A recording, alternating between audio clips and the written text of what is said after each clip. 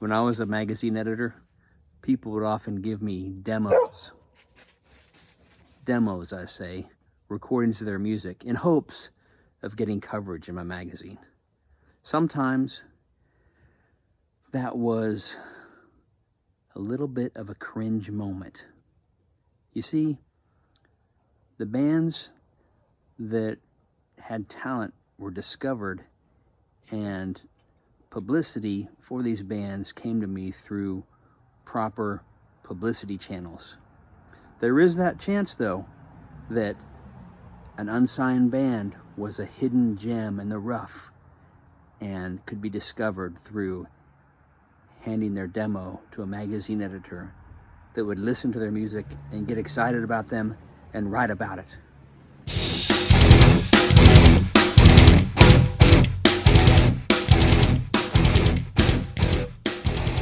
My good buddy John Thompson, he was at Cornerstone with his family, his wife, and I believe he had kids. And they were camped out in this area down the dirt road past the exhibit hall tent, which was a giant circus tent that stretched for miles. Not really, but it was a huge thing, about a football field long. And then you had your RVs parked there, and you also had some places where tents. So he was sleeping with his family in their tent in the morning. And you know, when you stay up at the encore stage, starts at 2 a.m., doesn't end till like 3 or whatever, you're awfully tired and you want to sleep in late. So somebody with a demo tape in hand, it was actually a demo CD in hand, they identified John Thompson's tent. They quietly zipped open the tent and slid the CD in. And they hit John in the head and they zipped it back. And you know, I don't like to say to anybody, shame on you, or you should be ashamed. You know, because shame is something that's not really something for us to give. Shame is an internal thing, and shame kind of ignores grace. But I mean, come on, if that's you, dude, if you were the one who unzipped his tent and put the CD in, you should feel ashamed, at least a little bit, man, because that is so stinking lame. So what does being a magazine editor have anything to do with what you're talking about tonight? Well, I have some very exciting news to share. Exciting for me, because even though I know as a magazine editor, I've experienced somebody who saw me having the power or having the machinery to do something that another person wanted, like being discovered as a Christian heavy metal band. I knew that felt a little bit cringy. So I'm sympathetic to a movie producer who has somebody approach him and say, here's my idea for a movie. So what did I do this week? I gave a movie producer my elevator pitch. You know what an elevator pitch is? That's when you're on an elevator with somebody and you have a short amount of time as your elevator is going to another floor to tell them your idea. Ding! When they get to their floor and they leave, that's the end of your pitch.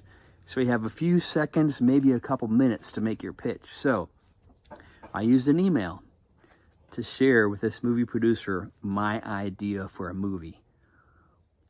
My idea for a movie is the United States Air Force inventing and testing a time machine and using a civilian to go back in time to overturn a high school football playoff game. So I shared that with the movie producer, and I got a response. The response was, why change a high school game?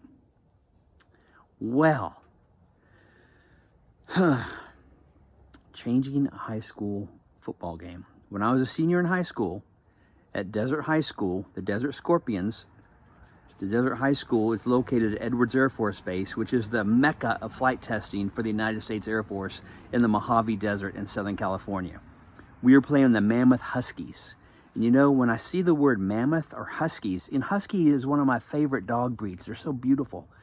But those two words still, I took a little bit of rise of anger all these years later. We're talking about November of 1980. Desert was playing Mammoth. And at the end of the game, the Desert High defense, which I was a member, we were holding the Mammoth Huskies to a goal line stand within the 5-yard line. And the Mammoth Huskies, they ran 2 running plays in 6 seconds. This is impossible unless, of course, you have a timeout. There was no timeouts. There was no out-of-bounds play. There was no injury. There was no official timeouts. There was no incomplete pass. There was no reason to stop the clock. Not only that, but on the very last play, and me and my teammates, some of us swear we heard a whistle blow, we had their quarterback, Marty Zwartz, stop for no gain.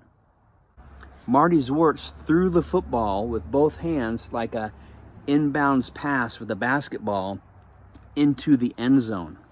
Uh-oh, fake fumble, you say. My buddy, Pat Zhang, defensive tackle, saw the ball coming towards him, and he bats it down. Obviously thinking, incomplete pass, game over. But their offensive tackle for Mammoth jumped on the ball. The referee raised his hands, fumble recovery in the end zone for a touchdown. Now, the referees met with our coach, Leroy Matthews, the following Tuesday. And they told him, we blew these calls, we're sorry. Sorry? It's 2025. It's almost 45 years later, and I'm still telling the story. I still get goosebumps. My teammates and I still talk about this game when we get together. So that is why I would change a high school game. You see, the idea is that the Air Force wanted to test this time machine. They'd already tested it by sending inanimate objects, like a 6-pack of beer, back and forth through time, and rabbits. But now they wanted to send a human back in time, and to see what would happen if you changed a small, insignificant event like a high school football game. So there we are, the dog's barking. I shared my answer to the film producer's question, why change a high school game, with my answer. If this book, Desert High, was ever made into a movie, that would be so wonderful. So that's my dream. I'm sharing with you my dream, and I'm sharing with you a little event that happened today that's exciting from my perspective. Even though I know what it's like to be a magazine editor, to get a demo handed to you. So I can only imagine if you're a film producer, having somebody share their movie idea with you. Oh, your eyes probably want to roll.